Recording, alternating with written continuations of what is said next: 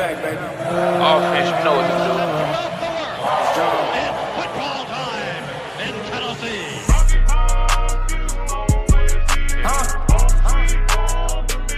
Yes, we do.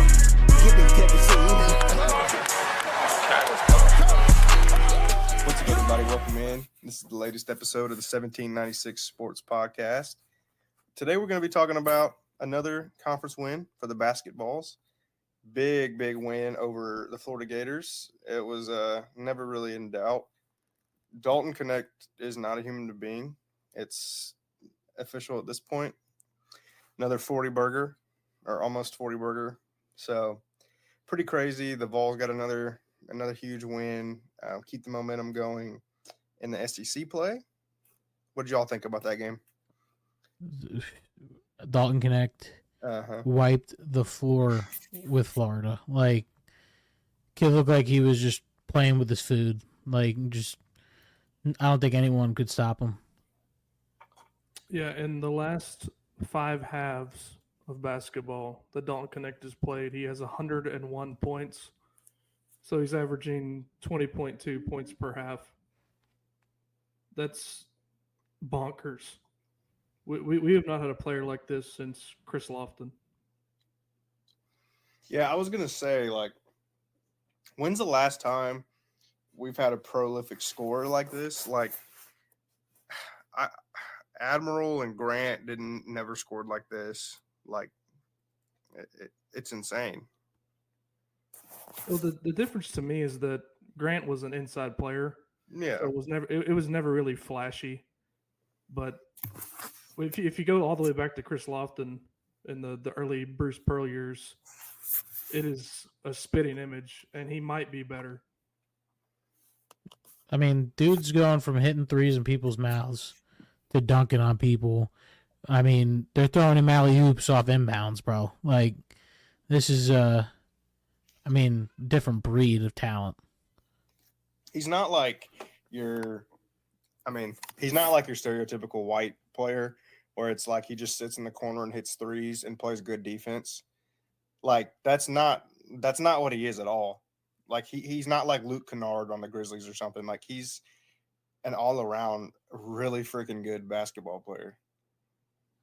Yeah, if he got the chance to be on the ball in the NBA, I think he'd give you 15 points in an NBA game tonight. Yeah, Right now.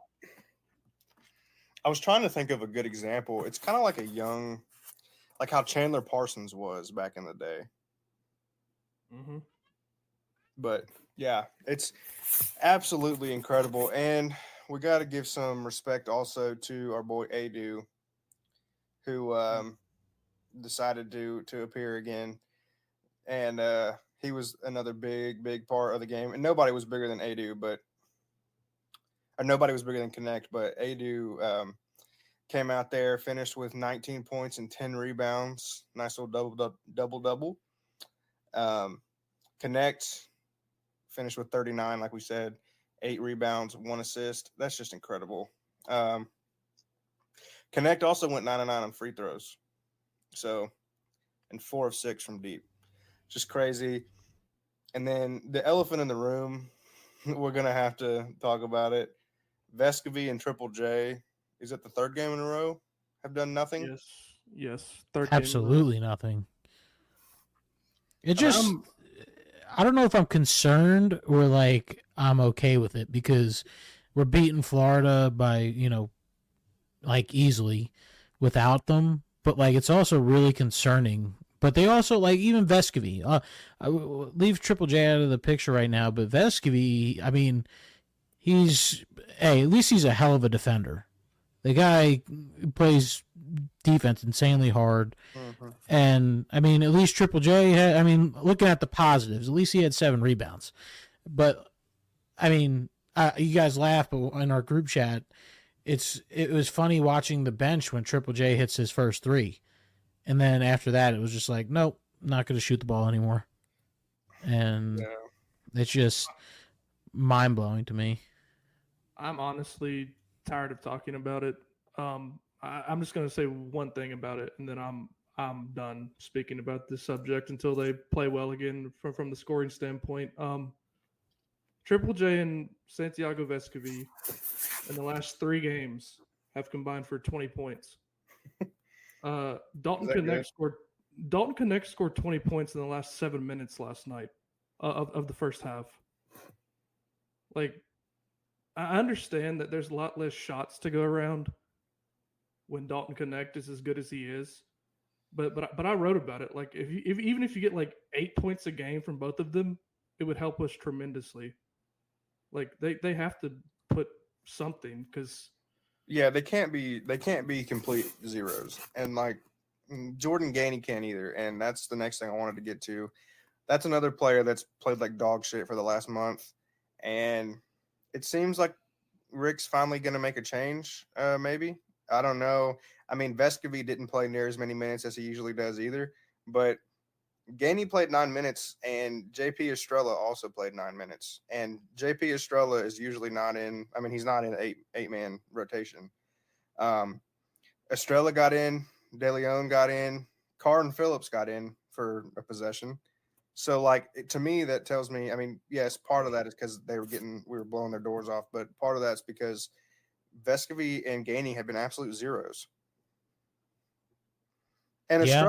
Estrella scored 7 points in 9 minutes. yeah, Estrella was very solid. I mean, 7 points, a rebound, and a block off the bench against I think people are underselling how good Florida is offensively. They came into last night averaging 86 points per game, and we held them to 29% shooting. And Estrella, Adu, Awaka, pretty much everybody who saw the court last night was a part of that. I mean, it was a terrific defensive effort. Well, yeah, I mean, Tennessee played absolute stellar defense. The way I put it is, man, the team looked like they wanted to be there. They were playing with heart. It's something that I've been waiting to see from this team. Instead, the past, the Mississippi State game, they didn't play with the heart until the end of the second half. And I feel like if you played like you played against Florida, you would have wiped the floor at Mississippi State as well. So hopefully we're going to see this consistently coming forward. Yeah. Do you guys think anything of the changes that Rick made to the rotation, or do you think that's just was needed because of the struggles? I think it was needed. Like, Vescovi is, technically a starter, but Meshack played more minutes than he did. Meshack is just, I think he should be playing more offense, to be honest. Like, dude could score. He just, he doesn't need to. But, you know what it reminds me of? So, honestly, it's like Meshack outplayed, he played more minutes than Vescovi. And honestly, I don't know if this is crazy, but should Meshack be in the starting lineup? Yes. Because think about it. Like, typically teams will go. I mean, I know Ziegler is a good defender in his own right, but it kind of reminds me of like the old Grizzlies teams, or like Tony Allen started over OJ Mayo, even though OJ Mayo was like the scoring threat. They wanted the defense guy in there. I just feel like Meshack does a lot of things that don't show up in the box score. I don't know. I mean, I know we kind of need him to energize the second unit, because if Vescovi was on the second unit would be ass. Well, see, I don't know. I think he would benefit from it. Go ahead, Ryan. Yeah, I think so too. I'm right along with you there, Jim.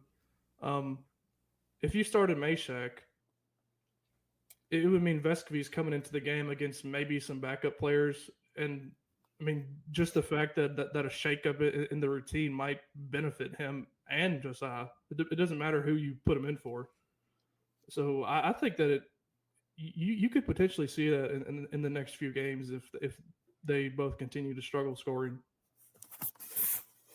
Yeah, I mean, it's kind of a weird situation because, like, Estrella and Gainey don't play the same position. If they did, then obviously Estrella should be seeing every minute that Gainey is seeing. But it's kind of a weird fit. But anyway, we'll see what happens. I know So Ryan, you're actually a little bit higher on Florida than we are, huh? Well, I mean, they're a solid offensive team. I don't think they bring much defensively. I mean, clearly, I mean, we got a guy drop 40, but it like they averaged 86 points a game before last night, and if they weren't getting to the free throw line, we would have beat them by 40, because 21 of their 66 points were from the free throw line. Like, Right at the beginning of the second half, too. Yeah, it seemed like they got to the basket and got fouled like every other possession in the first 10 minutes of the second half. But I am higher on Florida. I think they're a solid offensive team. Yeah, I mean they almost beat Kentucky. I mean they scored 85 on Kentucky. So It was at home, too. yeah, but still that makes it even better that we held them to 66. And you said what? How many? 21 of those were free throws. Yeah. Yeah, so that is pretty impressive. Also, Florida beat the absolute dog shit out of Arkansas. They did lose to Ole Miss though, pretty bad. So I don't know. It's kind of a mixed bag from them so far. Yeah, I mean, it's just like I said, they're very good on offense, and we stopped them completely. They're not very good on defense, but you know, I think it's not like it wasn't impressive at all. I mean, any conference win For sure. is a very good thing. Well, and then especially with the game time being switched and all that, and that it was definitely like a solid win. We'll talk about some of the other games. So, well, to round that out, basically the lessons from that game, Dalton Knecht is a bad man. Two of our starters are still playing like dog shit. Gainey still is playing like dog shit, but we're not really that worried about it, right? I mean, we talked about it on the last pod. We need that guy. That was after the Michigan State exhibition game. I seriously thought, I'm like, if we could have Gainey coming off the bench shooting like that, this team is pretty much unbeatable. And I do think Gainey's going to turn it around. Now, is it a week from now or is it in March? We need it sooner, because I think, especially with Kentucky coming up and, Alabama on Saturday, I think we need Gainey soon, but he's going to turn it around. Kid's a basketball player. He's just in a really bad slump right now, and hopefully he could turn around, but we need him. Yeah, I mean, Dalton Knecht is not going to drop 30-plus points like he has the last week and a half every single game. So I'm not worried about it, Bryce, but I'm cautious, because it's just like Jim just explained. We're going to need them at some point. Yeah, I mean, when you're playing Kentucky, you're probably not going to beat Kentucky with two of your starters contributing nothing. Yeah. So, if anything, I'm worried about it for that aspect. I'm worried about it for later on, like in March and these tough games. But Kentucky and Auburn, I don't think you're going to be able to walk in there and just hope that Dalton Knecht bails you out. But we'll cross that bridge when we get to it. Elsewhere in the SEC yesterday, so Georgia beat South Carolina. Arkansas scratched and fought to get their first SEC win. And Alabama handled Missouri, and Missouri's awful. Did y'all want to talk about Nate Oates being a jackass? I mean, I know he got reprimand or whatever, but that dude should have been suspended for a couple games. You don't do that. Not even. Dude, I don't care. There would have been outcry if he did that to his own player. Oh yeah, exactly. That's what I'm saying. The fact that it's on tape and he's pushing a kid away, that's just childish, and yeah. I mean, he did cover up a murder, so. Yeah, I mean, his moral code isn't the, strongest, but still, to be so a blatant douchebag like that was a little. He's lucky he didn't get clocked, honestly. Well, I mean, it's like if I was a coach and somebody touched my players like that, it's just not going to end well. I'm getting thrown out of the game, because players touch players.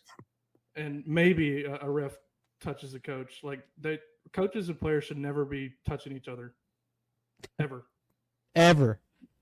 But just in a non-weird way. yeah, I'm not Both ways. Don't touch it. Don't touch the players. Yeah, exactly. But that game, Alabama is so good on offense that they just overpowered Missouri. It wasn't really much to write home about. It was expected. But I really want to talk about the Arkansas versus Texas A&M game. Started at 8 o'clock Central, and it didn't end until 10:45. You want to know why? Owls. 73 free throws combined. That's awful. That's not basketball. That's a farce. You can't turn an uber important conference game into a free throw shooting contest. Luckily, it had a good ending, but Doug Shows and Terry Oglesby should be like excommunicated. Like that was a joke. And there were 64 free throws in the South Carolina and Georgia game, thanks to Pat Adams. Like it's the refereeing in the SEC. It just seems like it's all about it's a ref show. If the games are, by those three dudes, like it's a joke. I don't know if y'all want to speak to that, but it was disgusting. I mean, listen, it's the same thing with the SEC refs in football. It's too often it seems like they want to be the center of the attention. Like, dude, they obviously sucked at sports, so they want to try to be the center of attention in some way they can. And I do feel like it's a real thing that some refs, and I know it's a hard job, I wouldn't want to do it, but I do think that some of them relish being able to like impact the game. And it's abysmal. I don't really know how you fix it. Do you have any ideas about that, Ryan? Make them full-time employees. Half of these dudes sell insurance in the off seasons of whatever sport they referee. Yeah, I don't know. I mean, the NFL is the same way though. Like those guys are that's not their full-time job in the NFL either. So I don't know if that is possible. I don't know this. I mean, it's just it probably will never be fixed because they're egotistical, like you just said. So it's just sad. Well, I think what you're getting at, and I agree, is the reason that we're annoyed by it is because it's going to bite us in the ass at some point. Oh, wait till the Kentucky game. Yeah, wait till the Kentucky game. The game at Rupp is going to have just some egregious shit going on. I can guarantee it. Oh, I guarantee you Kentucky will have like 30-plus free throws. Well, I mean, my dad harps on this. He's harped on it for as long as I can remember him harping on anything. Anytime a team goes into Memorial Gym in Nashville to play Vanderbilt shoots 40 free throws. It's going to happen to us. And it's happened in the past. It's happened to other teams in the past. It's just a thing. So, well, yeah, but that's the thing. It's kind of like Vanderbilt's kind of like, at school when you have that like special needs child that wants to play football with you at recess and you let him play, you're not going to tackle him, that's kind of how it is with Vanderbilt.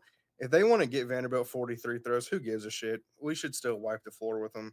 It shouldn't matter. If it does, we're not playing well, but I'm just worried about Kentucky, dude. Like I'm worried about the Kentucky game and the Auburn game at Auburn. Like we're probably going to get dicked left and right. I'm just expecting it.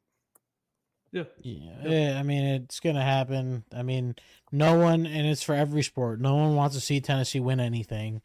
And the minute we have something that looks good, you get that officiate. I mean, look at like all football season. It was the same way. We would not get, we had, 3 games in a row with like no penalties against us? Yeah. Like that is not a coincidence. Our opponent didn't have a live ball penalty for like a month. Yeah, I think it was like 14 or no, what is it? 12 quarters in a row or 13 quarters? Yeah. That's absurd. I mean, you can find holding on every play. So you're telling me that not one play in fucking 12 quarters?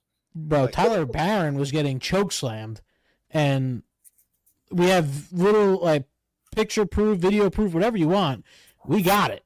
And it's absurd that, and it's in the past, whatever, but like, and I don't think those holding calls would have fixed us losing that Bama game. We just didn't come out and play it in the second half, but still, no penalties. Come on now. Well, that's a nice segue. Did y'all want to say anything else about the basketball game? 8 in a row against Florida in Knoxville. Florida's ass. That's all I'm saying.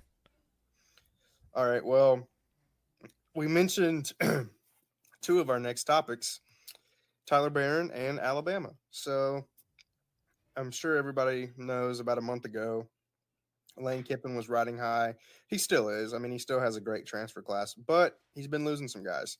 So Tyler Barron is not going to Ole Miss after all. He will instead be going to Louisville. And McDonald's going to Louisville too, right? Is that official? Yes. McDonald's official. Barron's just rumored right now, I think. Well, he tweeted it. Oh, yeah, no. So there's one more that might be going to Louisville, I think, but it's not from Tennessee. So two of Tennessee's guys that went to Ole Miss are now going to Louisville, so that's good. Yeah, so they went to a terrible conference. So I don't know why. Well, it kind of like gives credence to what we were saying when they first entered the portal.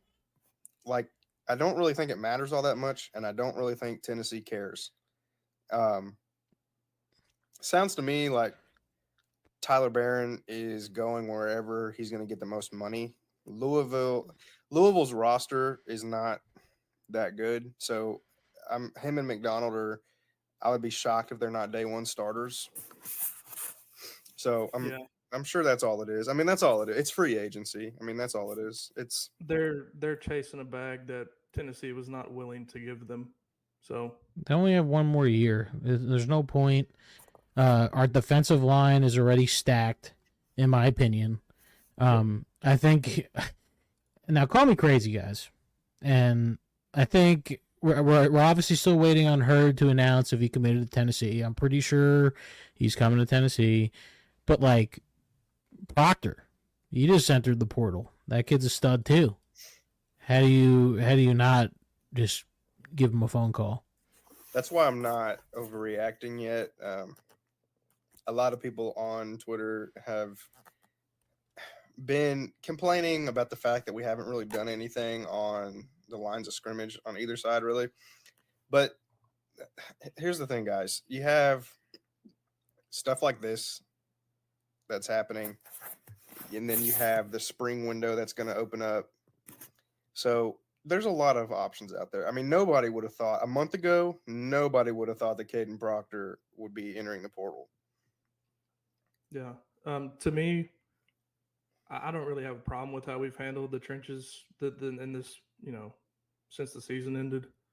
It's just like in the NFL, if you're trying to chase beef, like in the trenches, no matter what side of the line you're on, it's probably not going to end well. You need to develop that talent over a period of time, which is why the strategy of us taking players in the transfer portal with multiple years of eligibility, no matter what the position is, I think is the route to go in the portal. I don't think rentals are going to get you much. So I don't really have a problem with how we've handled everything. Yeah, we've been pretty good in the portal. I think I wouldn't be surprised if Tennessee gets a couple more. Well, I think Austin Price did an interview with Jason Swain today, and he said he would be shocked if Hurd did not commit to Tennessee. So it's looking good if Austin Price is willing to use that kind of language. So just we got to talk about it a little bit. Alabama is.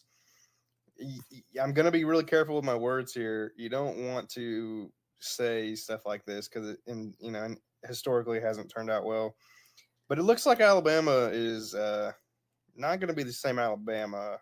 So, just for starters, they now have 28 players that have transferred. They've only added 3. Now, I know that like Kalen DeBoer being there, like I'm sure he'll add some guys. between now and the summer. I'm sure he will. But the amount of talent they've lost is absurd. Like almost everybody they've lost is a 4 or 5 star or somebody that's going to come in and play immediately. So it's crazy to me. Like we're so not used to seeing this. Do I feel bad about it? Absolutely not. Alabama fans are melting down about it.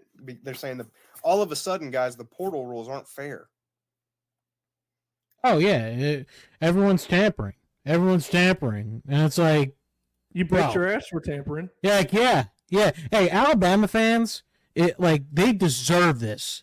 You've had years and years and years, like, of they'll 11 definitely and move down. 11 and 1 national champion. Houston, I don't national think champion. should have been up there. Like these kids that are But that's like just my 20 years opinion. old and they're Alabama just couldn't fans, or believe not Alabama fans. that Like they're about to go through hell, boy. Like, Yeah. think about it. Tennessee, we've been dog shit for what, 20 years now? And oh my, like, dude, I can't wait. They deserve this, and it's only going to get better. Yeah, it's like you just said, Jim. When you sell your soul to the devil, you have to go to hell eventually. So welcome to hell.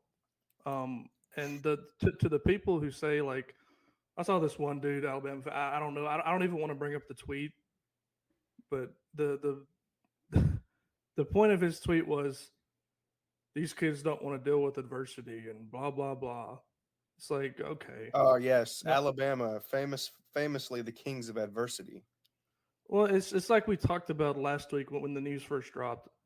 Tuscaloosa is not that desirable. When Nick Saban isn't there, Tennessee beats them. When Nick Saban isn't there, the talent is pretty much even. It's a thing, and it's going to happen again. Write it down. But to anybody who says these kids are being selfish or not committed or blah blah blah, you're ruining college football. Blah. Were they saying that bullshit when Jahmyr Gibbs came to them and Jermaine Burton and all these other transfers they've gotten since this has been a thing? Hell no. They only care when it doesn't benefit them, and that goes for any program, including us. Like I don't. I hate having this conversation seemingly every 2 weeks now. People clutching their pearls over this bullshit. Like the power to the players to me is the best thing that's happened to college football in a while because coaches have been doing this forever. I mean, yeah, it's like you said though. If it benefits, rules for thee, but not for me. Like if it benefits them, they don't give a shit. If it doesn't, the second it doesn't, they're dealing with what every other school has had to deal with at some point over the last decade. They're not used to it, and they don't know how to react. They're acting like spoiled children, and it's pretty great to see. We dealt with it after Pruitt left. I mean, we had 30-plus players transfer out, and then 2 years later, we beat them.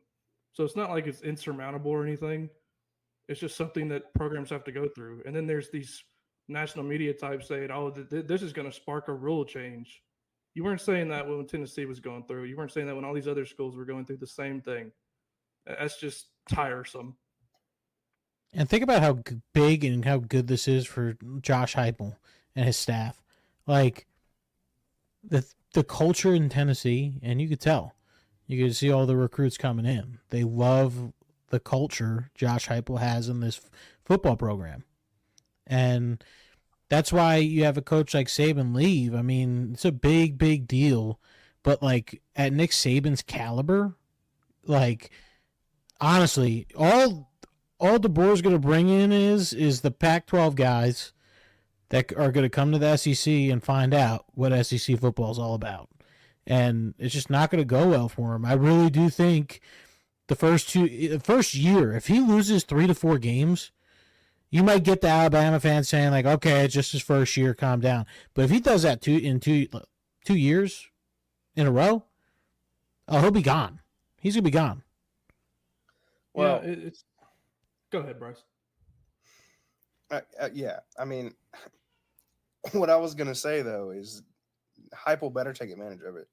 Like, who knows how it's going to go, but what you can't let happen is you can't let another Saban take over. I know nobody's Saban, but if Kalen DeBoer, I don't think this will happen, but if Kalen DeBoer takes over in Tuscaloosa and is immediately just not missing a beat, like they just somehow still find a way to be Alabama, I mean, that's going to be sickening. Like, Heupel needs to take advantage of this. He needs to take advantage of this black hole that's opened. There's an opening here. I mean, Georgia is the elite of the SEC, but somebody's got to fill that Alabama void. Is it going to be us? Is it going to be Ole Miss? Is it going to be LSU, Auburn? Like, somebody has got to do that, and it better be us. I think in the future you better watch out for Auburn. I agree 100%. I think Auburn, I mentioned this on the last episode, I think Auburn is in the best position to take advantage of it just geographically. Oh yeah, for sure. But you're right though. Heupel, you see these guys like Caleb Downs. I understand he's almost 90% going to Georgia, but guys like him, Proctor, you give them a phone call.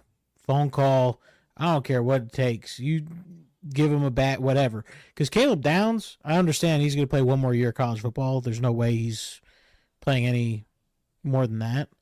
But that kid's very talented, and Georgia getting him just adds to their. I mean, I'd rather Georgia get him, to be honest, because they're already almost unbeatable.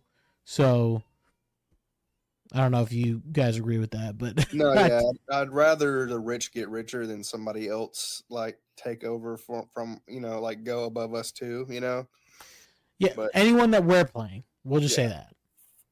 Yeah. Other than Georgia, because obviously we're playing Georgia and Athens, so like no one really thinks we're going to win that game. Obviously, let's see how the team looks throughout the season because we don't play them until later, but still. So Yeah. it's surprising that 247, like you're right, Downs, they have Downs going to Georgia. They actually have Caden Proctor going to Iowa. Good about it. Later. Yeah. Yeah. To me, guys, it's not going to be the question of who's going to fill the void of Alabama. It's going to go back to how it was before Nick Saban got there, where it's a different team every year. Like 1 year it was Tennessee, 1 year it was Florida, 1 year it was LSU. That's how it had been until he went there and established the machine he did. So that's what I think it's going to go back to. I don't think there's a year ever going to see somebody do this like Saban has done it. It's going to be a cyclical thing. Not only that, too, is you look at it, the way I see it is, yes, is Georgia almost unbeatable? Yeah.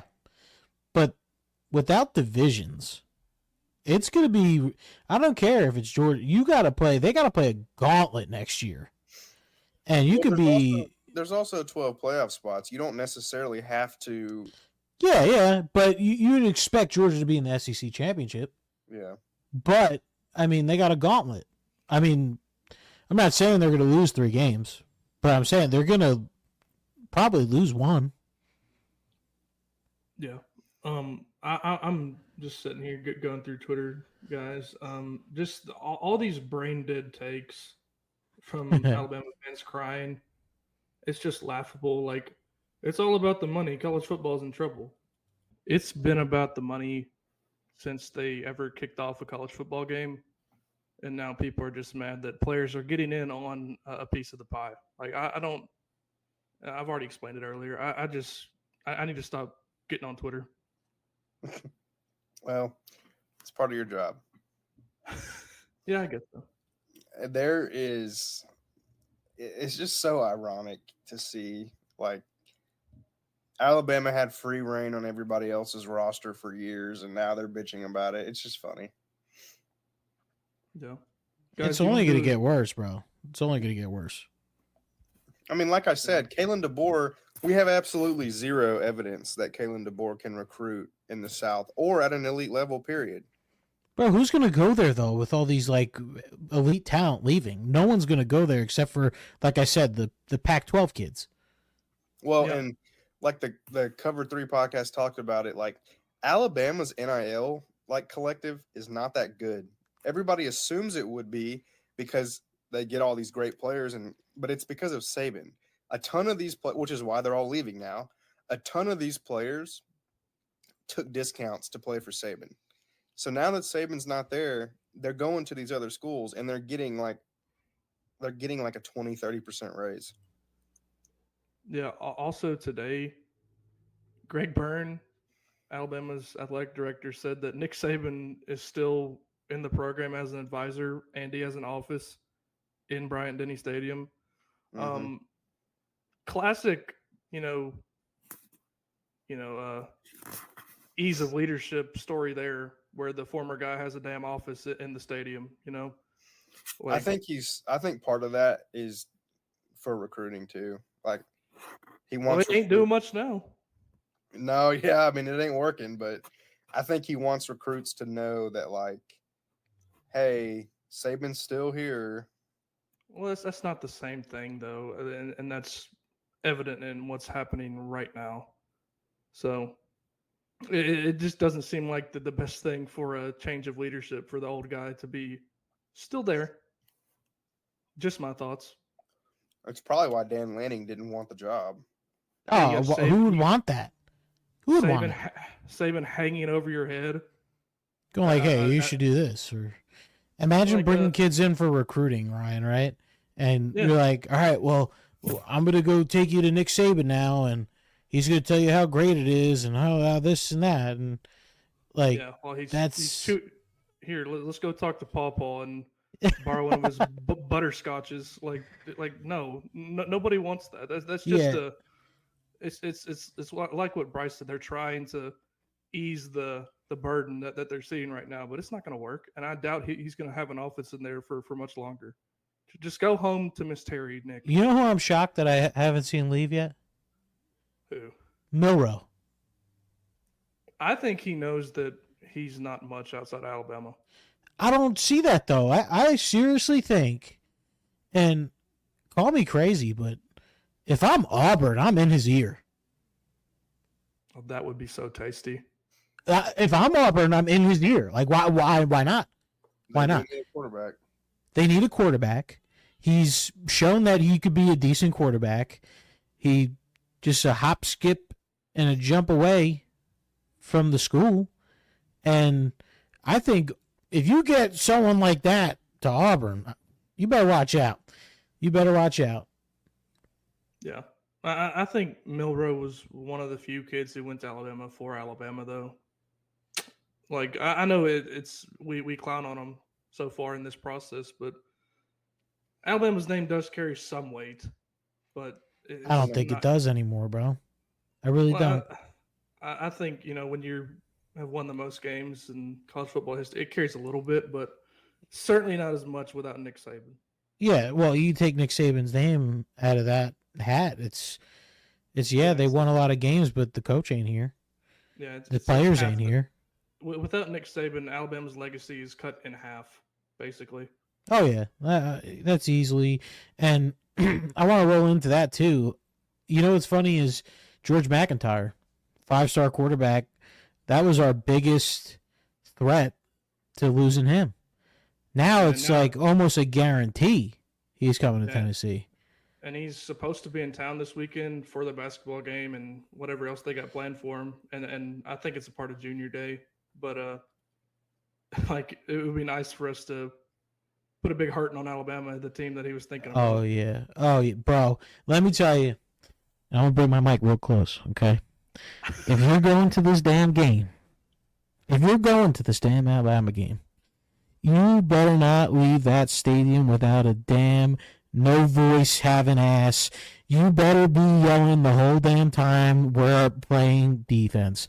I swear, if I can't hear you on TV, I'm going to lose it. And that's all. Yeah, according to certain old folks on Twitter, I mean, it's perfectly fine. There's nothing wrong. And he's probably one of the blue hairs who sits with his arms crossed. Well, it's an orange out Saturday, so it better be livid in there. Because you know what? You're bringing in, he pushes players around. He covers up murders. He hides guns. You better slap him around a little bit. Slap him around.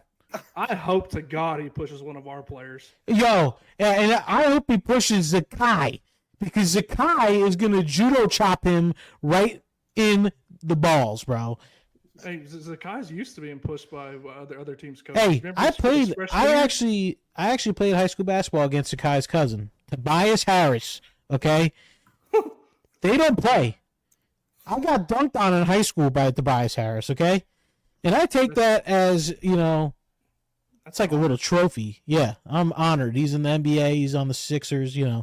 But anyway, Zakai. Hey, and let me tell you, going back to basketball, Zakai has been an absolute stud for this team. Best defender on the team, hands down, in my opinion. The kid's got the heart. You leave that kid on the court if you have to on Saturday. Oh yeah, you're not holding anything back on Saturday. No, you go win that game. That's a big game. That is a huge game. Mm-hmm. We should have a Bryce, watch party. Ooh. Don't Bryce, tap you got me any with a good thoughts on- time. You got any thoughts on that Alabama matchup this Saturday, Bryce? It's just the perfect opportunity to build off of all the great things that have happened over the last month. We've got Larry Bird reincarnate on our team. Mm-hmm. Alabama, the Dark Empire is falling. What a better way to put an exclamation mark on it than by beating. Stick a fork in him, baby. Yeah, just beat them by 40. Preach, Bryce. Come on, keep going. Nate Oates. Oh my God. You Honestly, little pussy ass bitch. I would take a loss to Alabama if somebody on our team broke his nose. I'm telling you. I hope it's a Kai with a nice little Superman punch. Nate Oates acts like a petulant child half the time on the damn sideline. Then he's just going to get away with pushing players. So he deserves a thorough ass whooping by the boys in orange. Well, and again, I mean, regardless of that, he literally covered up for a murderer, and no consequences came down on it.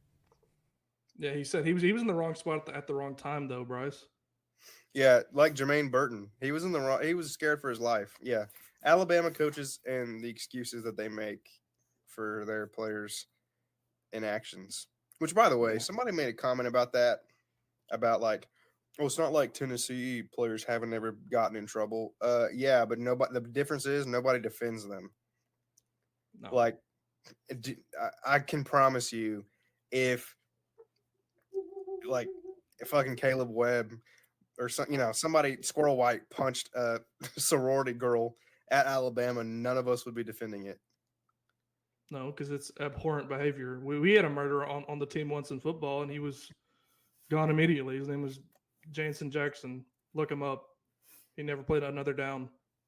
And apparently, if you're in Alabama playing basketball, you can just continue playing the whole fucking year. It's fine. Yeah. Well, Alabama needs to get destroyed Saturday. It'd be nice. I score predictions? I want to rattle off some stats real quick, Bryce. Okay. But before we do that, Alabama ranks 244th in the country in opponent points per game. Tennessee ranks 58th.